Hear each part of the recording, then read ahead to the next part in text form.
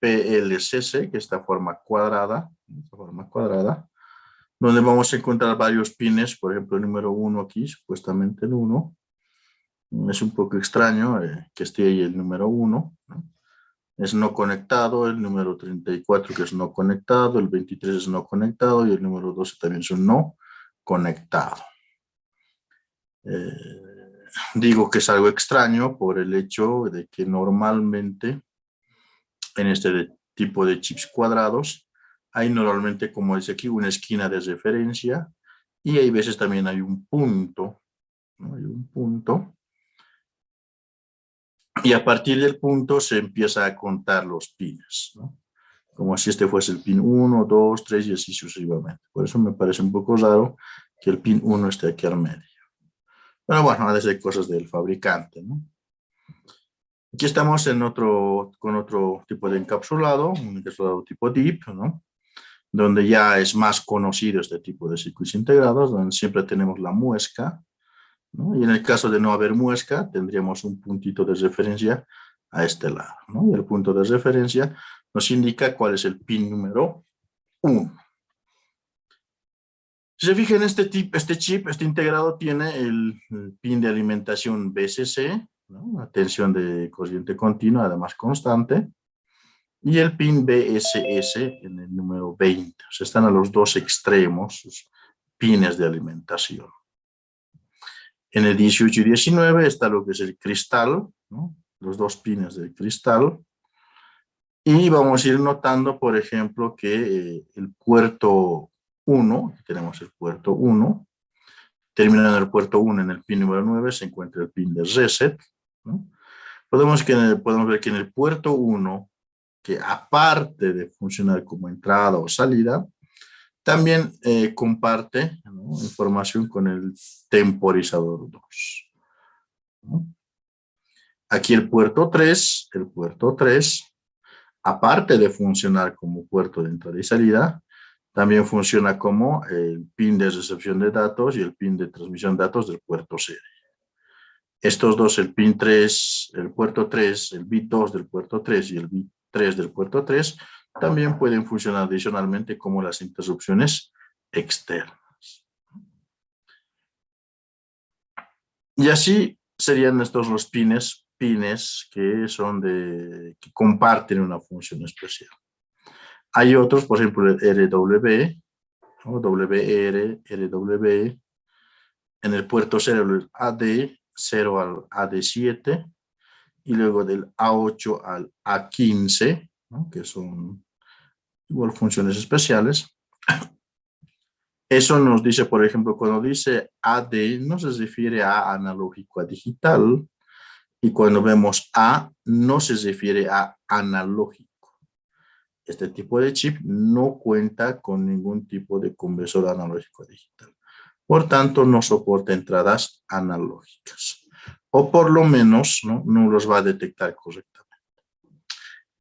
Estos pines AD y simplemente A son la abreviación de, en este caso, A8 a A15, se refiere de adres, ¿no?, en castellano, dirección, de la dirección bit 8, ¿no?, y dirección bit 15.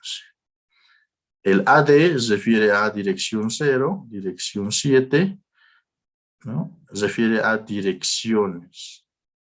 ¿Direcciones de qué? Del bus de direcciones. Les decía, este microcontrolador funciona como un microprocesador también. Cuando hacemos trabajar como un microprocesador, le ponemos memoria externa, ¿no?, y todos los que son A se refieren a su bus de direcciones. Tiene entonces 16 bits de bus de direcciones, de A0 a A15. Luego comparte, ¿no?, del bit 0 al bit 7, comparte las direcciones con el bus de datos. Las de aquí es el bus de datos, ¿no? Y estos pines de aquí, el EA, ALE, PESEL, serían sus bus de control, ¿no?, el bus de control. Por ejemplo, este EA, ¿no?, nos da la opción de elegir qué tipo de memoria se lee, si la externa o la interna, ¿no? Este R y W, ¿no?, son pines que van a direccionar si se va a hacer una lectura o una escritura, ¿no?, en la memoria de, o en este caso en el bus de datos, ¿no? Entonces, si nosotros configuramos correctamente estos tres pines, el pin 31, el 30 y el 29, podemos organizar un mapeo de memoria, ¿no?, en la materia de microprocesadores 2, en el semestre regular. La materia se refiere a mapeo de memoria, ¿ya? Trabaja igual lo dicta el ingeniero Velarde, ¿no? Y él trabaja con el Motorola 6800, ¿no?, donde ahí les enseña a hacer el mapeo de memoria. Ahí van a ver que tanto el bus de datos como el bus de direcciones, el bus de la memoria de datos y la memoria de programa, ¿no?, se encuentran en el mismo bus y ya van haciendo su mapa de memoria para ver en qué lugar colocan los RAM, los ROM, cuántos periféricos van a tener y todo eso. Entonces, esto es nuestro patillaje, ¿no?, el patillaje de este microcontrolador, ¿no? Desafortunadamente no vamos a hacer, o no está planificada una práctica directa con este microcontrolador, una práctica física, ¿no? Porque no, por lo menos en el caso particular mío, ya no cuento con el grabador, ¿no? Tenía el grabador de este chip hace mucho tiempo, pero ahora ya no lo tengo. Pues no tengo la posibilidad de grabar siquiera alguno de estos chips. Sería interesante, ¿no?, tal vez hacer alguna prueba haciendo expansión de memoria y todo eso, pero de todas maneras la expansión de memoria corresponde a la materia de microprocesadores 2. Bien, continuamos entonces. Esto es nuestro patillaje. Esta información la pueden conseguir en cualquier lugar de internet, siempre que busquen la hoja de datos del 8051 o del 8052. Entonces vamos pasando.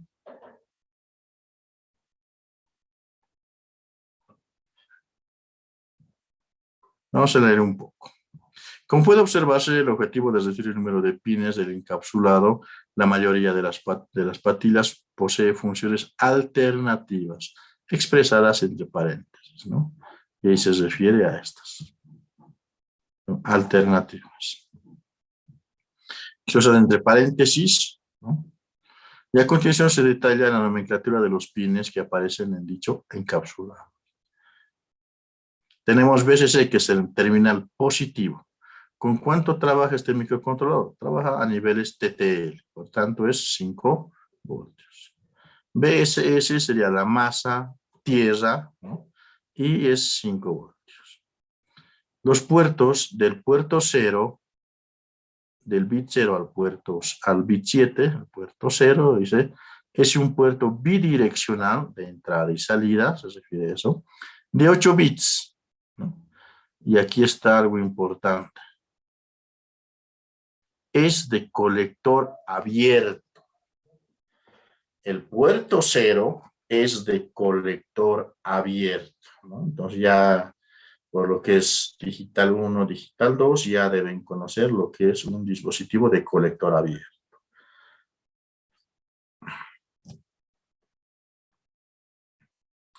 Además, actúa como línea de entrada y salida a través de estos otros pines. Se multiplexan en tiempo la parte baja del bus de direcciones y el bus de datos, donde el acceso sea la memoria externa de programa y de datos. El puerto 0 también recibe los bytes de código durante la programación de la memoria EPROM. En el caso del AT89C52 sería una memoria EEPROM, ¿no?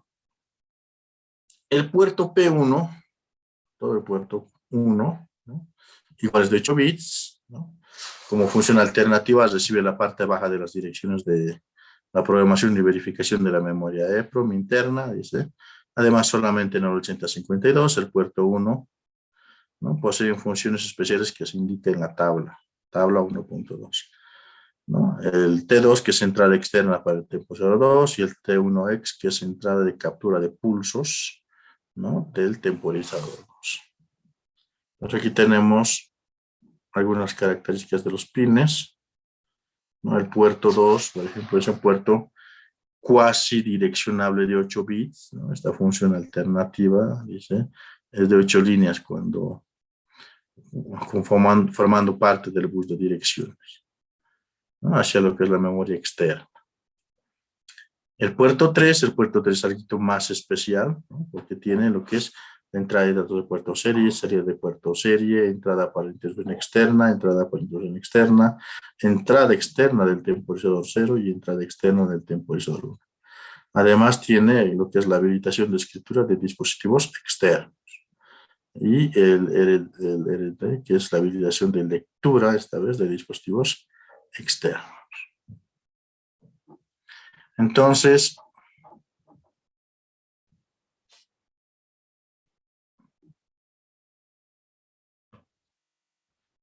esta parte la vamos a ir pasando. Tenemos igual estos pines, igual lo vamos a ir pasando, por el hecho de que, como decía, lastimosamente no vamos a tener la oportunidad de hacer algún tipo de práctica, una práctica física, ¿no? No vamos a tener esa oportunidad, lastimosamente, pero por lo menos en la parte virtual vamos a tratar de ir trabajando con esto.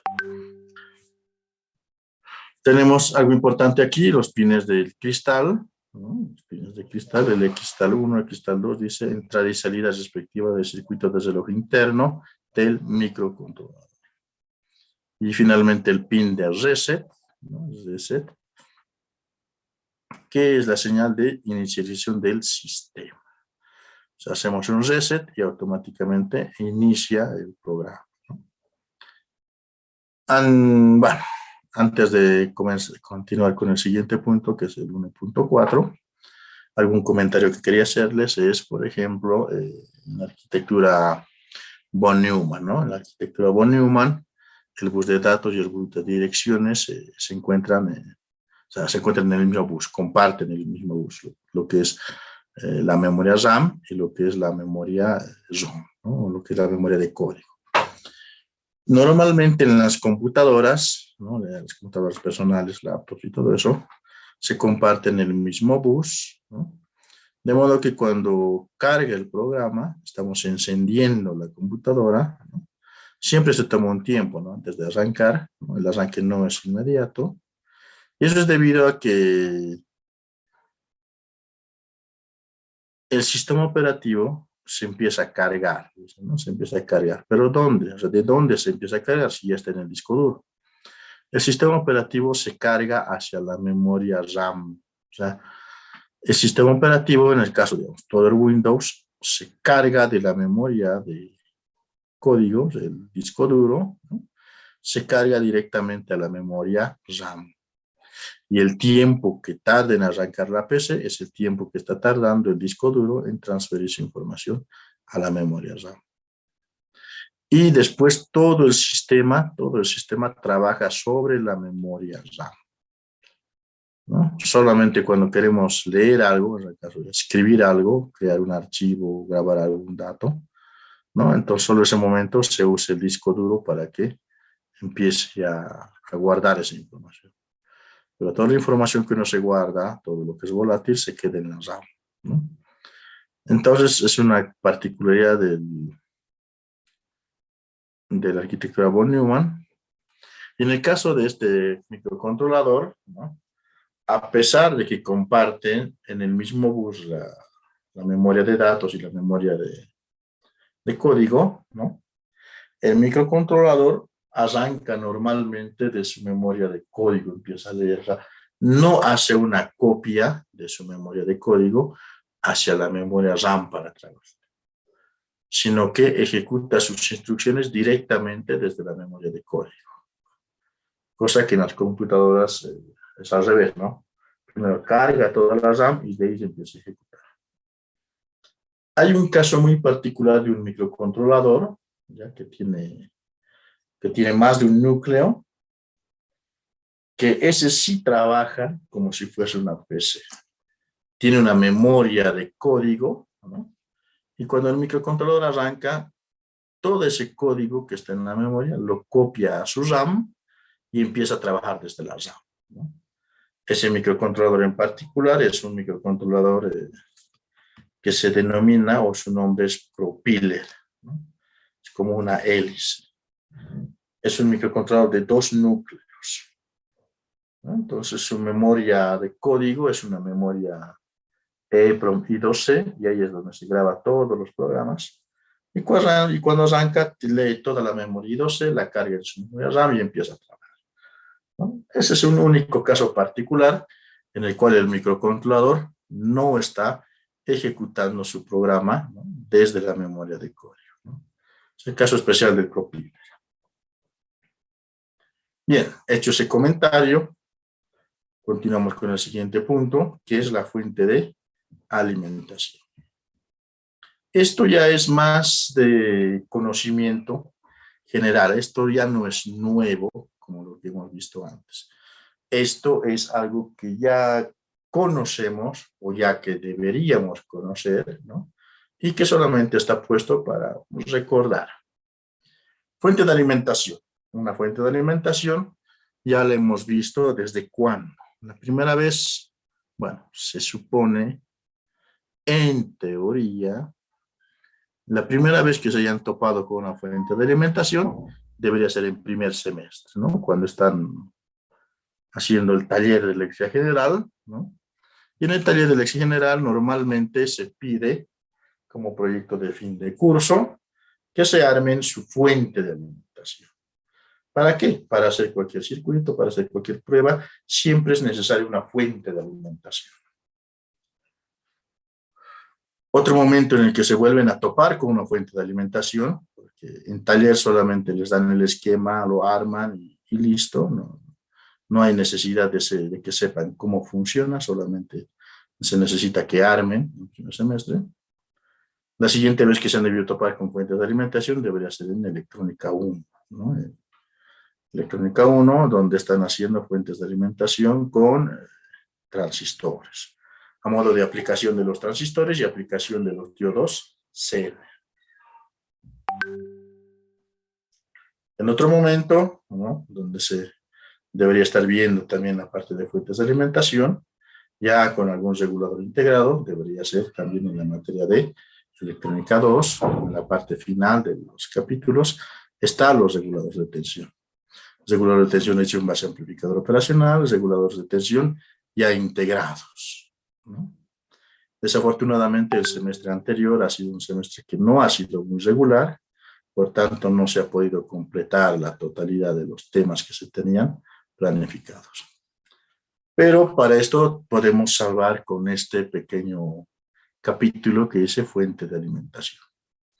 Lo voy a ir leyendo, dice: todos los elementos activos de un sistema electrónico necesitan de una fuente de alimentación que les suministre energía eléctrica para su funcionamiento, ¿no? Y eso es cierto. Todos los circuitos, sin excepción, para que funcionen, tienen que tener una fuente de alimentación. Si no hay fuente de alimentación, no trabaja, ¿no? Si hacemos una analogía y satirizamos un poco, diríamos que nosotros a los circuitos los hacemos trabajar, pero les tenemos que pagar con una fuente de alimentación. Tenemos que darle alimentación a los circuitos. Dice: para que el funcionamiento de un microcontrolador sea correcto, la tensión aplicada al terminal de alimentación debe estar comprendida dentro de un rango definido, en forma de porcentaje, ¿no?, en torno al valor especificado por el fabricante en hoja de características del dispositivo. La desviación permitida con respecto a dicho valor suele ser del 5%.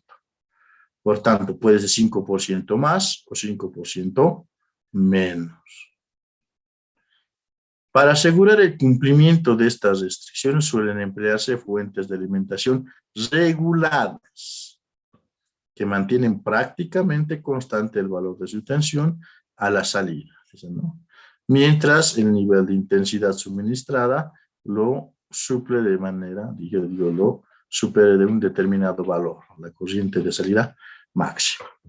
Entonces, por la parte conceptual, sabemos que una fuente de alimentación entrega una tensión constante, ¿no? Entrega una tensión constante y es capaz de entregar corriente variable, ¿no? La corriente que le pide el circuito. Puede entregar, en un momento puede entregar 10 miliamperios, en otro caso puede entregar 100 miliamperios, y en otro caso puede que entregue hasta 2, 3 amperios, ¿no? Dependiendo de lo que el circuito exija, y también eso dependiendo de si el regulador es capaz de entregar esas cantidades de corriente y suministrar determinadas cantidades de tensión. El diseño de una fuente de alimentación se simplifica extraordinariamente, y eso tiene mucho sentido, es cierto, se simplifica extraordinariamente haciendo uso de reguladores de tensión integrados, tales como la serie 78XX. Los reguladores de la familia 78 son una belleza, ¿no? Son muy prácticos, ¿no? Por ejemplo, aquí está el ejemplo, está el MC7805, dice para voltaje positivo de 5 voltios. En la familia 78, ¿no? Cuando vamos a la tienda le decimos, véndame un 7812 y listo. Es tan conocido que cuando se pronuncia el 78 ya sabemos que es un regulador de tensión. Y ya sabemos que es un regulador de tensión positiva. Después de 78 vienen 2 dígitos. Esos 2 dígitos que vienen después de 78 definen la tensión de salida.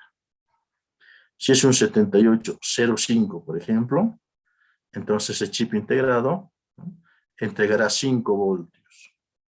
Si es un 7808, ese chip entregará 8 voltios, ¿no? Y así va subiendo, puede ser, por ejemplo, el 7812. Entonces va a entregar 12 voltios constantes.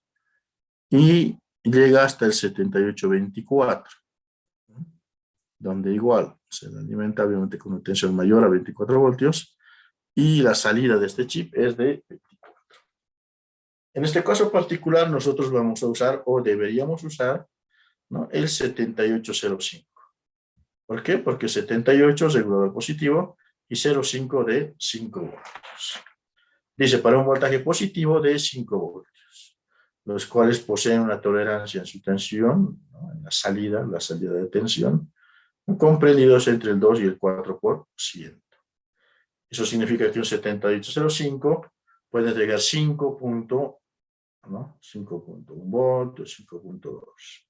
Y para abajo también, ¿no? 4.9, 4.8 podría ser, ¿no? Eso depende del valor de tolerancia que tenga el circuito integrado. Pero en general, la mayoría de los casos siempre está clavado en los 5 voltios. 5.01, por ejemplo, podría ser un valor que tenga. Aquí ya se tiene el esquema, se fijan, un esquema bastante simple. Tenemos nuestro transformador de 220 a un determinado valor de salida. Tenemos un puente de diodos que va a ser el rectificado, en este caso un rectificado de onda completa. Tenemos un capacitor C1, creo que es C1, no lo alcanza bien, o si no es un CI, capacitor de entrada, ¿no? En este caso está puesto 0.33 microfaradios. 0.33 microfaradios no, es un valor muy bajo. Debería ser por lo menos 330, mínimamente 330 microfaradios, ¿no? Eso debe ser más un error en el taipeo del valor del capacitor, ¿no? Pero en promedio normalmente están pues por los 220 microfaradios, digo 2200 microfaradios, 1000 microfaradios, así están los capacitores de entrada. Luego viene el regulador, el 7805, es decir, es un regulador genial, es de solamente 3 pines, un pin de entrada, un pin de tierra y un pin de salida, ¿no? Serían los 3 pines. El pin número 1 es entrada, el pin número 2 es tierra y el pin número 3 es salida. Y a la salida, en este esquema, puede haber un capacitor de 100 nanofaradios, ¿no? Pero este capacitor es no polarizado. Así que tenemos un esquema muy sencillo de la fuente de alimentación, ¿no? Para este microcontrolador. Ahora veamos lo siguiente. Bueno, antes de eso,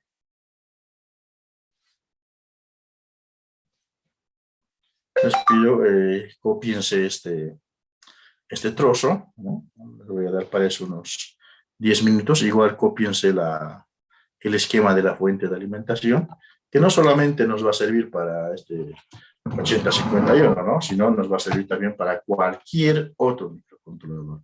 Y no estemos correteando por fuentes de alimentación aquí, fuentes de alimentación allá. Es mejor tener uno ya hecho para empezar a trabajar. Entonces, a partir de este momento, cierro el micrófono y en 10 minutos volvemos a habilitar.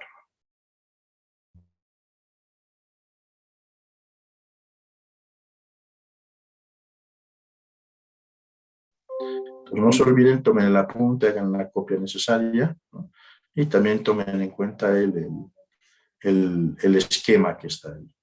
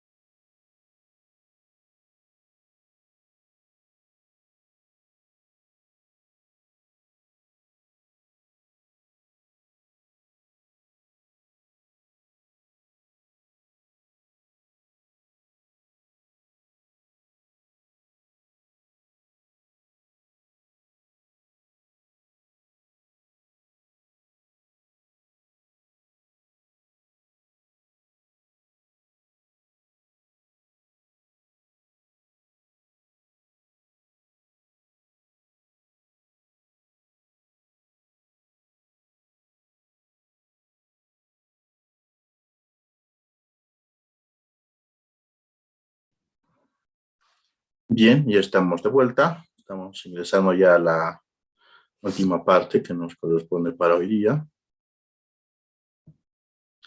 Ya tenemos la fuente de alimentación, ¿no? Un esquema propuesto. Lo único que les pido que aquí corrijan es que, ¿no? En este capacitor de salida de 100 nanofarados no hay problema, se puede quedar. Este aquí, el de entrada, que no sea 333 micros, que sea por lo menos 1000 microfaradios, ¿no? Los dioditos estos pueden ser de 1 amperio, siempre que el transformador también entre, bueno, puede entregar un poco más de corriente, no hay problema. Este regulador es hasta 1 amperio, entonces este capacitorcito que sea de por lo menos 1000 microfaradios. Esa pequeña corrección háganle en su esquema y con eso, listo.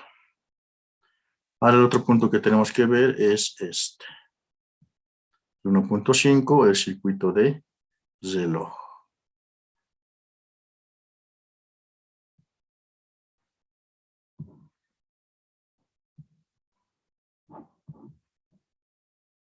Circuito de reloj.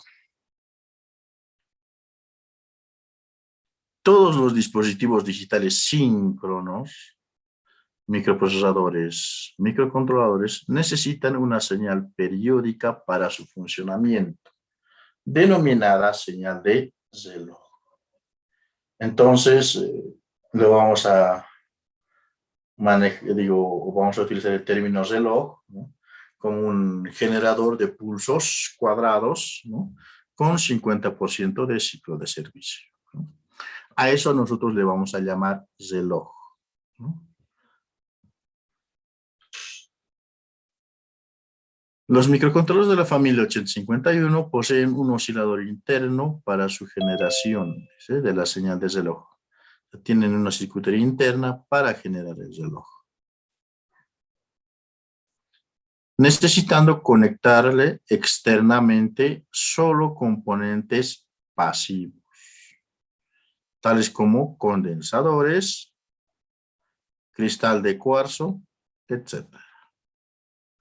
En la figura 1.5 se presenta el circuito externo, ¿no?, de reloj, típico de los microcontroladores de la familia del 8051. Entonces ahí ven un esquema, ¿no?, donde se tiene un cristal que puede ser de 0, bueno, obviamente 0 no, ¿no?, y hasta 24 megahertz.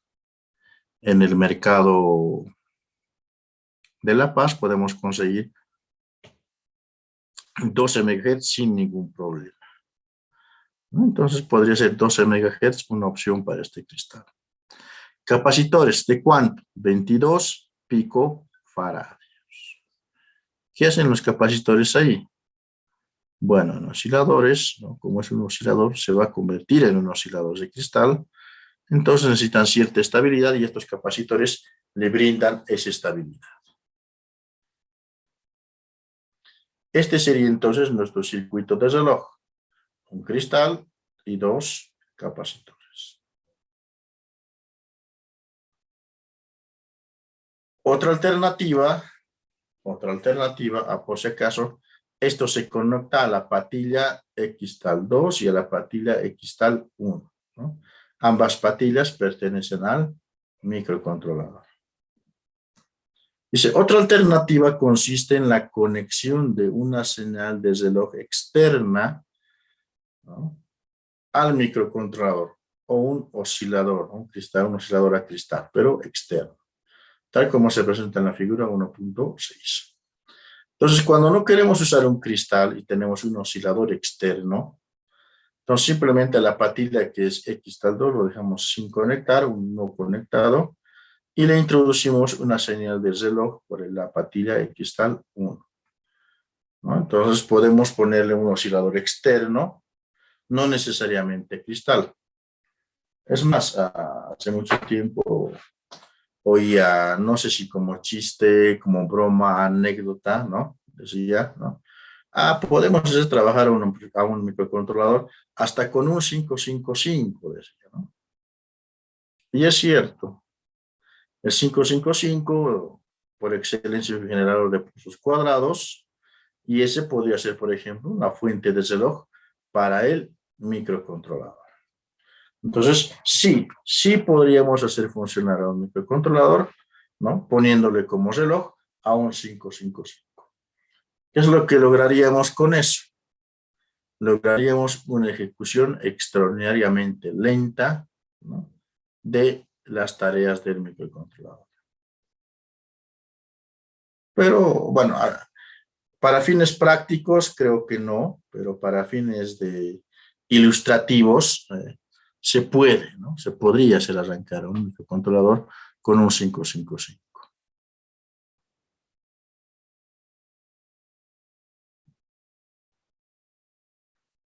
El siguiente punto que tenemos es la inicialización del microcontrolador, pero eso ya corresponde para el día de mañana.